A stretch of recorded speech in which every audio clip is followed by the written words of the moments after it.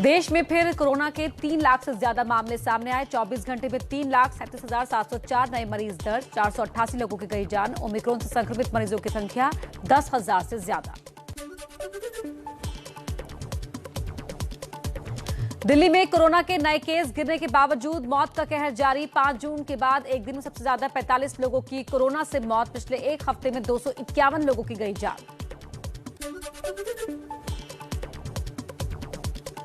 महाराष्ट्र में एक दिन में कोरोना के 48,000 से ज्यादा नए मामले, 52 लोगों की मौत। मुंबई में 24 घंटे में 3,568 नए मरीजों की पुष्टि, 10 लोगों की मौत।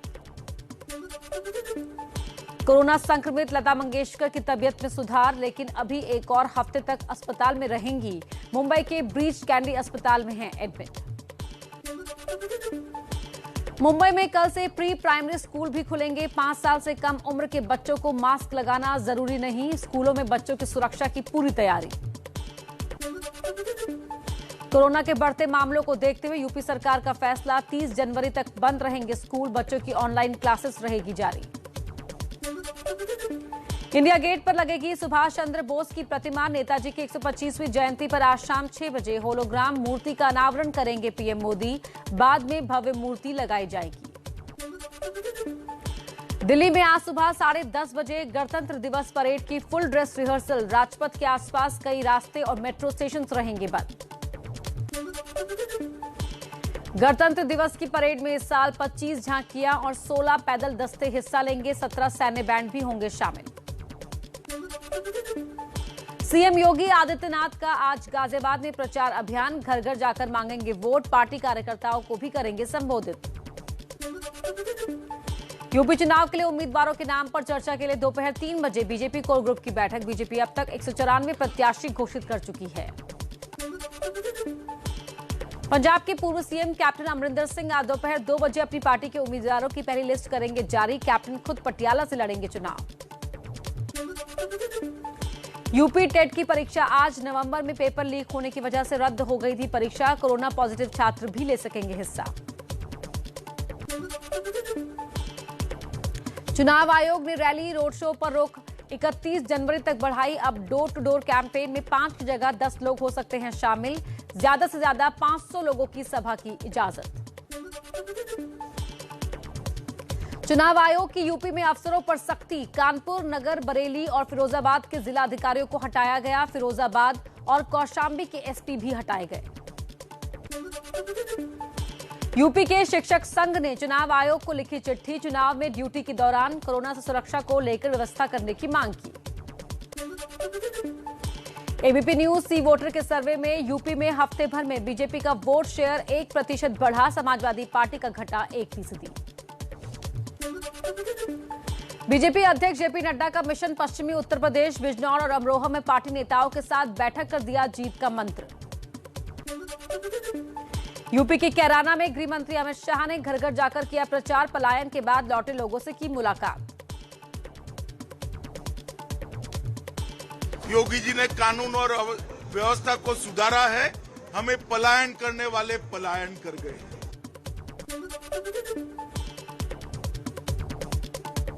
अमित शाह के चुनाव प्रचार पर कांग्रेस का निशाना। कहा, बिना मास्क भीड़ के साथ घर घर घूम रहे हैं। भूपेश बघेल 5 लोगों के साथ थे, फिर भी एफआईआर दर्ज हो गई।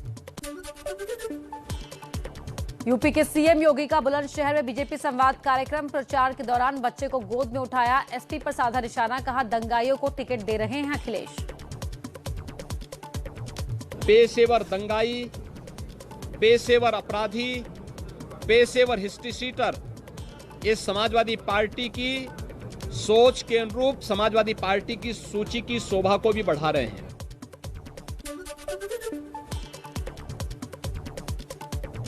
अलीगढ़ में योगी का धुआंधार प्रचार। दीनदयाल अस्पताल का किया निरीक्षण। कहा, भारत का कोरोना प्रबंधन दुनिया भर में भारत का कोविड प्रबंधन देश में और दुनिया में सराहा गया है।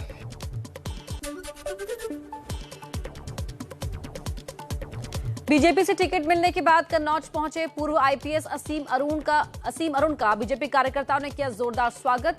कन्नौज सदर सीट से बीजेपी उम्मीदवार हैं असीम अरुण।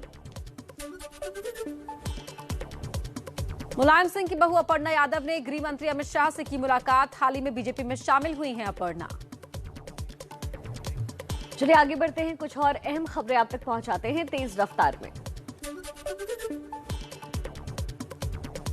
समाजवादी पार्टी के अध्यक्ष अखिलेश यादव मैनपुरी की करहल सीट से लड़ेंगे चुनाव। एबीपी न्यूज की खबर पर लगी मुहर। पार्टी महासचिव रामगोपाल यादव ने किया ऐलान। हमारे राष्ट्रीय अध्यक्ष श्री अखिलेश यादव आगामी विधानसभा चुनाव में मैनपुरी जिले की करहल विधानसभा सीट से चुनाव लड़ेंगे। शिवपाल सिंह यादव की सीट का हुआ ऐलान। इटावा से के जसवंत नगर से समाजवादी पार्टी के टिकट पर चुनाव लड़ेंगे। युवाओं के लिए अखिलेश यादव का बड़ा दाव। कहा सरकार बनी तो आईटी सेक्टर में 22 लाख युवाओं को रोजगार देंगे। 22 में जब सरकार बनेगी तो 22 लाख नौजवानों को उससे ज्यादा सीधा रोजगार से जोड़ने का काम और उस तरह के फैसले, उस तरह की पॉलिसी बनाने का काम समाजवादी सरकार में होगा। समाजवादी पार्टी के सांसद आजम खान ने सुप्रीम कोर्ट में अर्जी दी। यूपी चुनाव में हिस्सा लेने के लिए अंतरिम जमानत की मांग की। यूपी के मुरादाबाद देहात से विधायक हाजी इकराम कुरैशी का समाजवादी पार्टी ने काटा टिकट। इकराम कुरैशी ने अखिलेश यादव पर साधा निशाना। पूंजीपति को टिकट देने का लगाया आरोप। मायावती ने जारी की बीएसपी उम्मीदवारों की तीसरी लिस्ट। दूसरे चरण के चुनाव के लिए 51 उम्मीदवारों का ऐलान। जीत के लिए दिया नया नारा। अपनी पार्टी के लोगों को पार्टी का एक नारा भी दे रही हूं, जो इस प्रकार से है। हर पोलिंग बूथ को जिताना है, बीएसपी को सत्ता में लाना है। जेडीयू ने यूपी की 26 सीटों पर उम्मीदवारों की लिस्ट जारी की है। पार्टी अध्यक्ष ललन सिंह बोले, हमने लंबा इंतजार किया लेकिन बीजेपी की तरफ से कोई जवाब नहीं आया।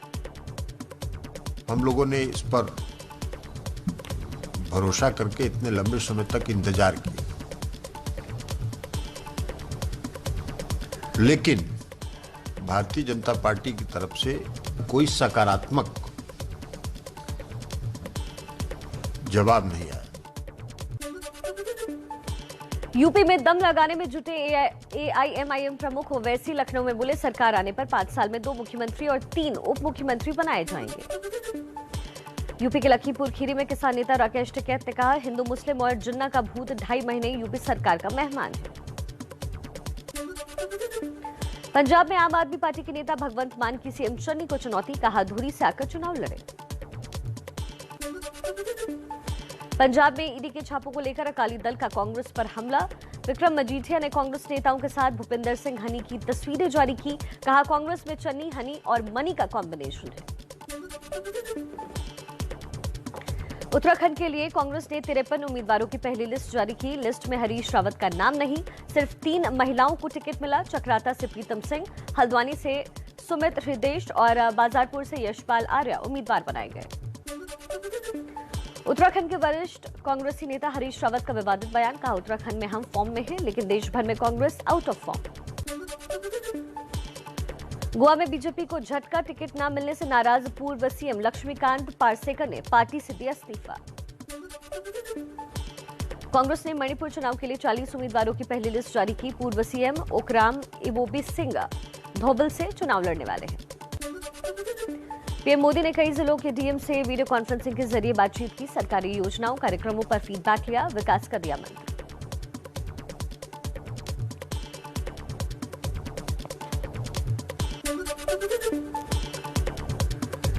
बीटिंग द रिट्रीट से गांधी जी का पसंदीदा अंग्रेजी धुन हटाया गया। इस साल अबाइट विद मी धुन समारोह का हिस्सा नहीं होगी। अब सारे जहां से अच्छा गीत से होगा समारोह का समापन। बीटिंग द रिट्रीट से अबाइट विद मी गीत हटाने पर भड़की कांग्रेस। का गांधी और गोडसे के मानने वालों में वैचारिक का युद्ध। केंद्र सरकार गोडसे के विचारों को मानती है। जम्मू कश्मीर के शोपियां जिले में टीआरएफ के 2 आतंकी ढेर किए गए। सुरक्षा बलों ने मुठभेड़ में मार गिराया। बड़ी तादाद में हथियार और गोला बारूद भी बरामद किए गए। मुंबई के विलेपाले में समाजसेवी अभय आजाद को पुलिस ने किया गिरफ्तार। हालांकि विरोध के बाद रिहा किया गया। विलेपाले के 200 साल पुराने पेड़ काटे जाने का कर रहे थे विरोध। क्लब हाउस ऐप के मामले में गिरफ्तार तीनों आरोपियों की कोर्ट में हुई पेशी शुक्रवार को मुंबई पुलिस ने किया गिरफ्तार। चैट रूम बनाकर महिलाओं के खिलाफ आपत्तिजनक टिप्पणी का लगा आरोप।